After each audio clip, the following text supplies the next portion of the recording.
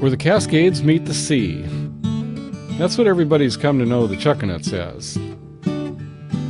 You can see it right here, the Chuckanut Range kind of disappearing into a fog bank, which is basically Georgia Strait and northern Puget Sound, leading out to the San Juan Islands and beyond. From this vantage point, it's just spectacular.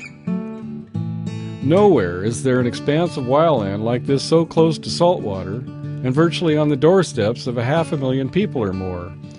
Even with Bellingham, a city of 100,000, lying right next door, you can still count on a beautiful night sky over the Chuckanuts.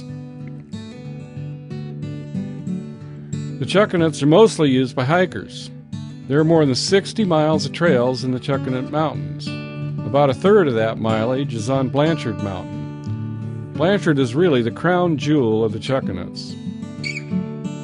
From the south, the mountain forms the beginning of the Chuckanut Range as it rises above the rich farmlands along the Samish River. From the east, Blanchard Mountain stands unassuming above Lake Samish and the surrounding lowlands. The mountain delivers clean water to streams and rivers that support salmon and steelhead runs. Some of these streams also feed Samish Bay, which helps clean the waters of Puget Sound. There are many outstanding trails here. One is the Pacific Northwest National Scenic Trail, just established by Congress and signed into law by the President in March of 2009. It's pretty exciting to have that trail running through the Chuckanuts, and it goes right across the heart of Blanchard Mountain. The hang gliders and paragliders consider this the best launch anywhere along the coast of Washington's inland sea. You've got good, reliable updrafts coming up from the west and the south. They can use this area year-round. Blanchard Mountain rises almost 2,400 feet above sea level. It's the steepest, most abrupt uplift anywhere along the shores of Greater Puget Sound. It tops out near what's called Oyster Dome. There's actually a higher summit that's wooded, but Oyster Dome gives you that million-dollar view out to the San Juan Islands. In fact, you can see the Olympic Mountains, you can see the Coast Range of Canada, you're standing in the Chuckanut Range, and if you go around the corner a little, you can see the North Cascades, so it's quite the vantage point.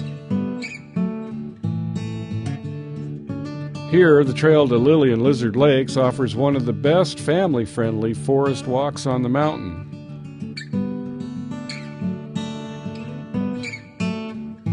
We did a little survey early in 2010 and found that the largest single group of trail users on Blanchard Mountain were actually from the Seattle area. And that was surprising to us. Everybody assumed, well, Bellingham, it's all those college kids who are out hiking in the Chuckanuts. But we found that the Seattle area generated the largest group of users up here. The state DNR estimates that about 50,000 people a year visit Blanchard Mountain. If you count trail users in the entire Chuckanuts, you're up into the hundreds of thousands. And if you count people who camp and picnic at Larrabee State Park, then you're well over 1 million people a year who are out enjoying the Chuckanut Mountains. It's quite a popular place. These mountains do support a thriving ecosystem. The forest here was logged nearly a century ago, so it has had a lot of time to recover. In fact, that recovery has happened naturally. So many second-growth forests in western Washington are really plantation forests. The native trees were cut down and replaced with single-species trees, typically Douglas fir, so we now have even-aged one-species tree farms that really aren't well-functioning ecosystems at all. By contrast, on Blanchard Mountain, we have a rare example of a naturally regenerated forest with trees of all sizes, ages, and species, well on its way to becoming old growth. The Oyster Creek watershed, unspoiled by development, it remains an important refuge for wildlife. It's amazingly intact. As wonderful as this place is, it is threatened by logging and development. But there is hope. The Chuckanut Conservancy is working to protect this exceptional place. You come to a place like this and you just think, wow, I live here. I can't believe it, I actually live here. People will spend thousands of dollars to come to places like this. And here we are. Not only is that a great benefit of living in Northwest Washington, but I think it's also a responsibility. There is so much to enjoy and appreciate here. We need to really take care of this place so that those who come after us can enjoy it too.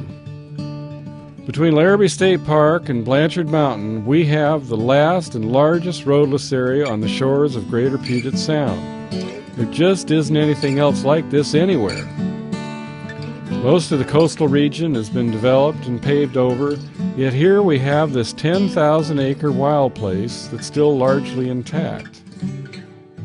Well, we hope to keep it that way.